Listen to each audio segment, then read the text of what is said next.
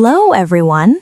Welcome back to English Alongway, where you grow in life and grow in English. I'm Elina. And I'm Marcus. Let me ask you something. How many times have you thought, I'll speak English when I'm ready? Oh, every day, for years. Right, and here's the question. Did ready ever actually come? Well, eventually. Eventually. Exactly. Not before. Eventually. So today we're talking about confidence and English speaking. Do you need confidence first, or does confidence come after you start? This is going to be a good one because I actually disagree with you already, and you haven't even said your full point yet. I knew you'd say that. Okay, here's what I believe. Confidence is not a starting point. It is a result. You don't wait for it. You build it by doing the thing that scares you. Okay. But wait, isn't that a little dangerous? You're telling people to just jump in with no preparation? I'm not saying zero preparation. I'm saying don't use I'm not ready as a reason to never start. But there's a difference between not being ready and being genuinely unprepared.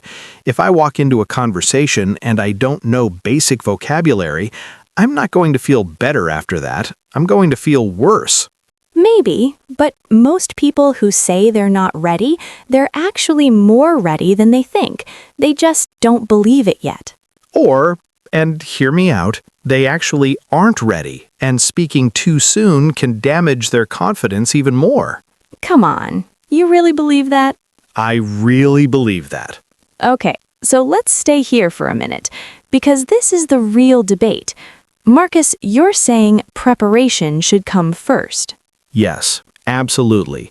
If you learn some phrases, practice a few conversations, build a small base, then speaking feels less terrifying. You have something to hold on to.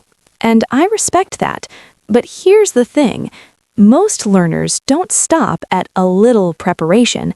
They prepare for months, years, and they still don't speak. Because maybe they needed more time.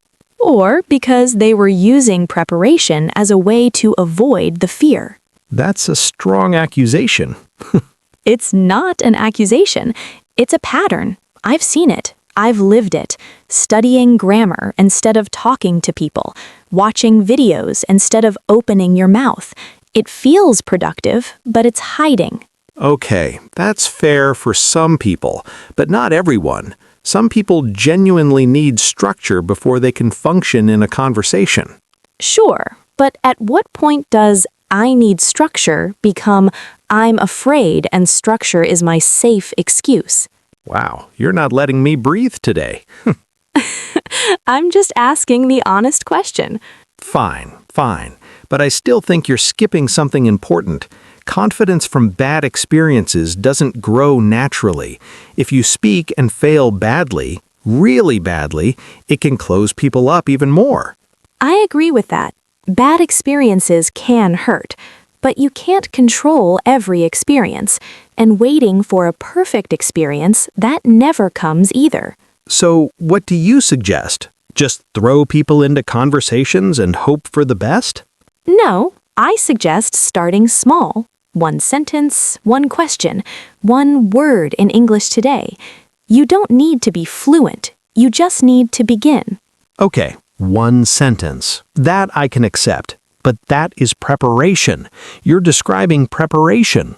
No, I'm describing action. Tiny action. That's different from studying grammar for 6 months before saying hello to anyone. Okay, maybe I see the difference, but I still think you're making it sound too easy. Just speak. It's not that simple for everyone. I never said it was simple. I said it was necessary. Okay, that's actually a fair point. Let me tell you something that happened to me. I remember the first time I had to speak English in a real situation, not in class, not with a teacher. I was traveling and I needed to ask for directions. Simple question. My heart was beating so fast. What did you do? I asked. I got the words wrong. The person looked confused. I tried again. They understood. And you know what I felt after? Relief? Relief and something else. Like a small door opened. Like I did that. Not perfectly, but I did it. And the next time was a little easier. See, I have the opposite kind of story. When I first tried to have a real English conversation, I was not prepared at all. I didn't know half the words. The other person was patient, but I could feel them waiting. And after, I didn't feel proud. I felt embarrassed. I avoided English for 2 weeks after that. 2 weeks? 2 weeks. And then I studied. And then I tried again. And that time went better. So for me, a little preparation made the second experience actually build my confidence. Okay, I hear that. And honestly, that's a real example. 2 weeks is not forever. You came back. I did, but I think if someone had pushed me to speak before I had any base, I might have given up completely. That's the part that matters. You came back. Some people don't. Right. So maybe, and I'm genuinely saying maybe, the answer is somewhere in the middle? Maybe. Don't tell anyone I said that. Here's something I've been thinking about, though. We keep saying confidence, but what does that word actually mean when we're talking about English? Say more. Like, is it confidence in your grammar, confidence in your vocabulary, or just confidence in yourself as a person who is allowed to speak? Oh, that's a really good question. I know. I surprise you sometimes. You do. Okay, I think the confidence that actually matters is not about grammar. It's not even about vocabulary. It's the belief that you are allowed to make mistakes and still keep going. That's different from what most people think. Completely different. Most people think confidence means speaking perfectly, but that's not confidence, that's performance.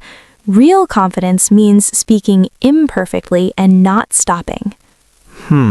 So maybe the debate isn't really about speaking versus preparing. It's about what kind of confidence we're trying to build. Yes, exactly. If you're trying to build the confidence to sound perfect, you will wait forever. If you're trying to build the confidence to try and fail and try again, that only comes from doing. Okay, I think I actually agree with that version. I knew you'd come around. Don't celebrate yet. I still think some preparation is important. A foundation, not perfection, just a foundation. That's fair. A foundation, yes. A fortress, no. A fortress. That's exactly what some learners build. An enormous fortress of grammar notes, and they never leave it. And they feel very safe inside, and very silent. Let's bring this to you, the person listening right now. We want you to think about a few things. First question. Think about this honestly. Are you waiting to speak English because you genuinely need more time, or because speaking feels scary and studying feels safer? Second question. Think of a small moment, one sentence, one question where you could use English today. Not perfectly, just once. What would that moment be? And the third one. If you made a mistake in English and someone understood you anyway, would that feel like failure, or would it feel like communication? Sit with those. They're simple questions, but simple questions sometimes hit hardest. Okay, so where do we land? I think we land here. Confidence is not something you find before you speak. It is something you build while speaking. Every small attempt adds a tiny piece to it. And I think you need just enough of a foundation so that your first experience doesn't destroy you. Not a lot, just enough to take the first step without falling completely flat. Agreed. So prepare a little, then act. Don't wait for confidence, grow it. And if you fail, which you will, that's not the end. That's just data. Data. I love that. You failed? Good. Now you know something. Exactly. Failure in language learning is not embarrassing. It's actually proof that you tried, and trying is the whole point. The people who never make mistakes in English are the people who never speak English. That's almost poetic. Almost. Here's the thing that I keep coming back to. We talk about confidence like it's a big, heavy thing, like you need a full bag of it before you can walk out the door. But actually, it might be the smallest thing. One sentence, one moment, and then another one. And each one makes the next one a little lighter. Yeah, exactly. It adds up quietly. You don't notice it building, and then one day you're just speaking, and you realize the fear got smaller without you even watching it. That's the beautiful part. You don't decide to become confident. You just look back one day and realize you already did. Okay, that was actually beautiful. I'll admit it. Thank you, finally. If this conversation helped you, Keep listening. Keep growing.